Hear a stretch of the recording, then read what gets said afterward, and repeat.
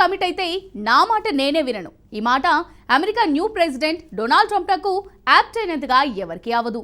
ఎందుకంటే ఆయన తీసుకునే నిర్ణయాలు ఆ రేంజ్లో ఉంటాయి. ఒక్కసారి డెసిషన్ తీసుకుంటే ముందుకే తప్ప వెనకడుగు వేసే ప్రసక్తే ఉండదు.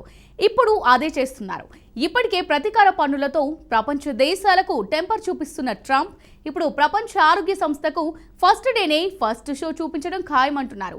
2020లోనే WHO నుంచి బయటకొచ్చి తీరుతామని సంచలన ప్రకటన చేసిన ట్రంప్ ఇప్పుడు ఆ దిశగానే అడుగులు వేస్తున్నట్టు కనిపిస్తోంది.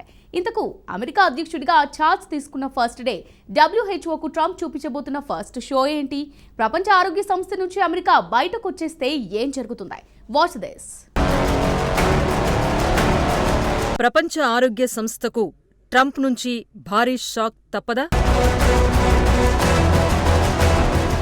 WHO నుంచి అమెరికా నిజంగా బయటకొస్తుందా?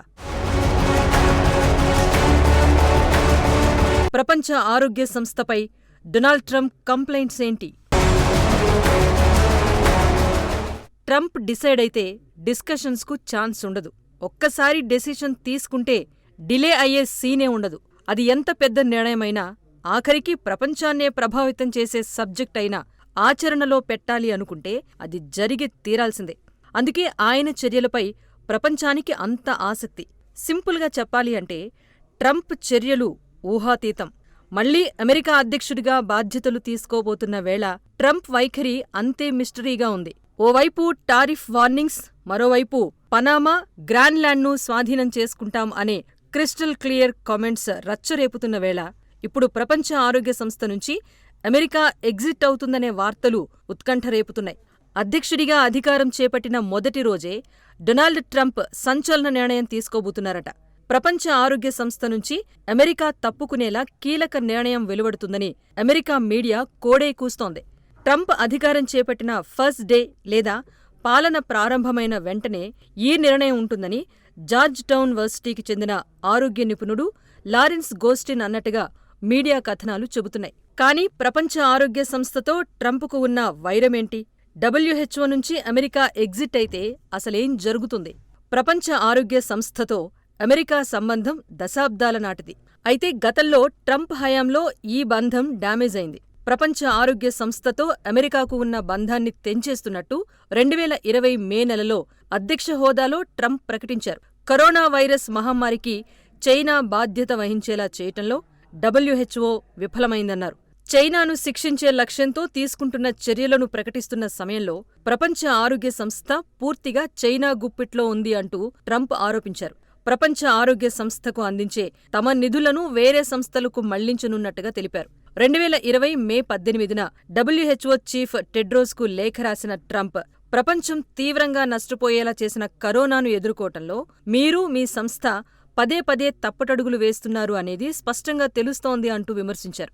తర్వాత WHOను చైనా చేతిలో కీలుబొమ్మగా అభివర్ణించారు. చెప్పడమే కాదు, ప్రపంచ ఆరోగ్య సంస్థ నుంచి అమెరికాను బయటకు తీసుకొచ్చే ప్రక్రియను కూడా ప్రారంభించారు. అయితే 2020లో ట్రంప్ ఓడిపోవటం, బైడెన్ అధికారంలోకి రావటంతో WHO నుంచి అమెరికాను బయటకు తీసుకొచ్చే నిర్ణయాన్ని ఉపసంహరించుకున్నారు. ఇప్పుడు డొనాల్డ్ ట్రంప్ డిసైడ్ అయితే మాత్రం WHOలో అమెరికా కొనసాగడం అసాధ్యమే. అదే కనుక జరిగితే ప్రపంచ ఆరోగ్య సంక్షోభాలపైన తీవ్ర ప్రభావం చూపనుంది. The world is now suffering as a result of the malfeasance of the Chinese government. China's cover-up of the Wuhan virus allowed the disease to spread all over the world, instigating a global pandemic that has cost more than 100,000 American lives and over 1 million lives worldwide. Chinese officials ignored their reporting obligations to the World Health Organization and pressured the World Health Organization to mislead the world. ప్రపంచ ఆరోగ్య సంస్థకు అత్యధికంగా నిధులు అందించే ఏకైక దేశం అగ్రరాజ్యమే. 2019లో ఆ సంస్థకు $400 మిలియన్ పైగా నిధులను అందించింది. ఆ సంస్థ మొత్తం బడ్జెట్లో అగ్రరాజ్యం నిధులు 16%. WHO నుంచి అమెరికా తప్పుకుంటే తీవ్రమైన ఇబ్బందులు తప్పవు. ఉదాహరణకు పోలియో నిర్మూలన, ప్రపంచ వ్యాధుల పర్యవేక్షణ వంటి కీలక కార్యకలాపాలు అమెరికా నిధుల నిలిపివేత కారణంగా ప్రభావితమవుతాయి. నిధుల కొరత ప్రపంచ ఆరోగ్య సంస్థను తీవ్రంగా బలహీనపరుస్తుంది.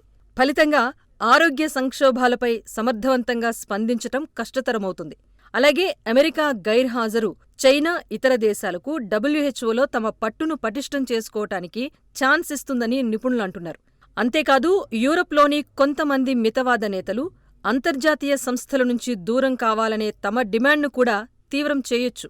అదే కనుక జరిగితే ప్రపంచ ఆరోగ్య సంస్థ మరింత బలహీనమవుతుంది.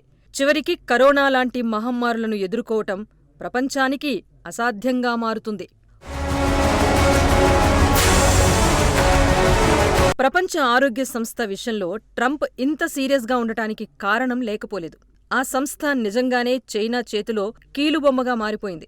ఆ మాటకొస్తే ప్రపంచ ఆరోగ్య సంస్థ మాత్రమే కాదు, ఎంటైర్ యుఎన్ కౌన్సిలే చైనా పప్పెట్ సంస్థగా మారిపోయింది.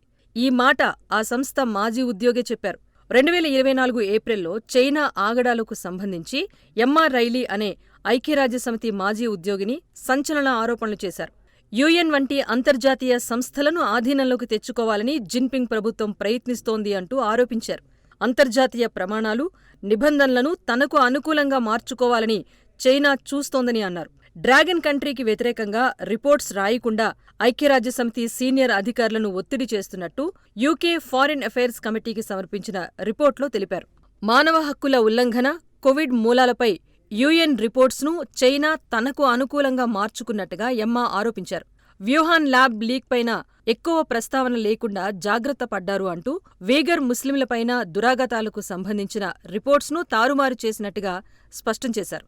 అన్నింటికీ మించి మానవ హక్కుల ఉల్లంఘనపై ఐక్యరాజ్యసమితిని ఆశ్రయించిన వారి వివరాలను కొంతమంది సిబ్బంది రహస్యంగా బీజింగ్కు చేరవేస్తున్నట్టు సంచలన ఆరోపణలు చేశారు. ఇలా ఐక్యరాజ్యసమితి, దాని అనుబంధ సంస్థలను చైనా తనకు అనుకూలంగా మార్చేసుకుందన్న ఆరోపణలకు కొదవే లేదు. డబ్ల్యూహెచ్ఓ నుంచి వైదొలిగే ప్రణాళికపై ట్రంప్ ఇంకా క్లారిటీ ఇవ్వకపోయినప్పటికీ నిపుణులు, ప్రపంచ ఆరోగ్య నాయకులు దీనిపై తమ ఆందోళన వ్యక్తం చేస్తున్నారు. అమెరికా మీడియా కథనాల ప్రకారం ట్రంప్ ఈ చర్య తీసుకుంటే డబ్ల్యూహెచ్ఓకు 1 సంవత్సరం ముందుగానే నోటీస్ ఇవ్వాల్సుంటుంది. ఈ సమయంలో అమెరికా సర్కారు తన నిధులకు సంబంధించి నిర్ణయాలు తీసుకోవాల్సుంటుంది. కానీ ట్రంప్ డిసైడ్ అయితే ఈ రూల్స్ను ఫాలో అయ్యే ఛాన్సే ఉండదు. అందుకే డబ్ల్యూహెచ్ఓ నుంచి అమెరికా బయటకొస్తుందన్న వార్తలు ప్రపంచాన్ని కలవరపెడుతున్నాయి. కానీ ప్రపంచ ఆరోగ్య సంస్థ విషయంలో ట్రంప్ తీసుకునే నిర్ణయం ఐక్యరాజ్యసమితిలో సంస్కరణలకు దారితీసే అవకాశం ఉంటుంది. ఆ సంస్థ పూర్తి ప్రక్షాళనకు ఛాన్స్ ఉండొచ్చు. అదే కనుక జరిగితే భారత్ ఎప్పట్నుంచో డిమాండ్ చేస్తున్న శాశ్వత సభ్యత్వానికి అవకాశం రావచ్చు.